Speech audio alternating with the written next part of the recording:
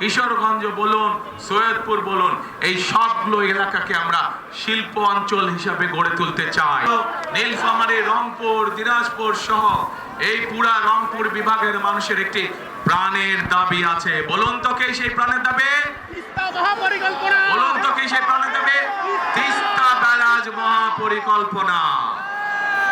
আজ এই লক্ষ মানুষের সামনে, আপনাদের সকলের সামনে আমি বলে যেতে চাই যে 12 তারিখের নির্বাচনে ইনশাআল্লাহ বিএনপি সরকার গঠন করলে, আপনাদের ভোটে আল্লাহর রহমতে বিএনপি সরকার গঠন করলে, আগামী বিএনপি সরকারের অন্যতম প্রধান কাজ হবে যত দ্রুত সম্ভব এই তিস্তা ব্যারাজ মহাপরিকল্পনার কাজ শুরু করা, যাতে করে এই এলাকা আবার সবুজ শস্য শ্যামলা হয়ে উঠতে পারে।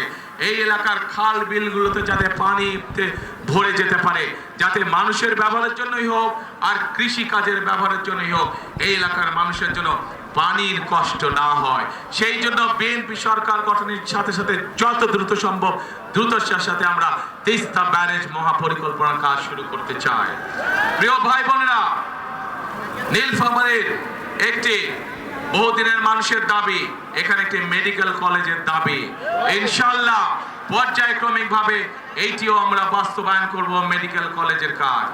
একই সাথে পাশে যে কিশোরগঞ্জ জেলা আছে, সৈয়দপুর জেলা আছে, এটি একটি শিল্প অঞ্চল। এই শিল্প অঞ্চলকে নীলফামারী বলুন, কিশোরগঞ্জ বলুন, সৈয়দপুর বলুন, এই সবগুলো এলাকাকে আমরা শিল্প অঞ্চল হিসাবে গড়ে তুলতে চাই।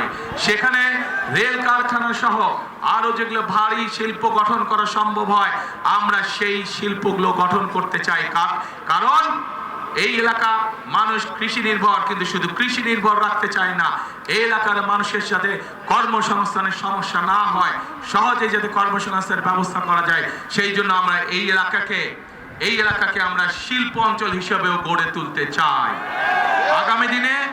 আগামী দিনে যাতে কেউ বলতে না পারে এই নীলফামারী অঞ্চল বলেন, কিশোরগঞ্জ জেলা বলেন, অথবা সৈয়দপুর বলেন, দিনাজপুর বলেন, অবহেলিত এলাকা, এই দুর্নাম আমরা ঘুচাতে চাই।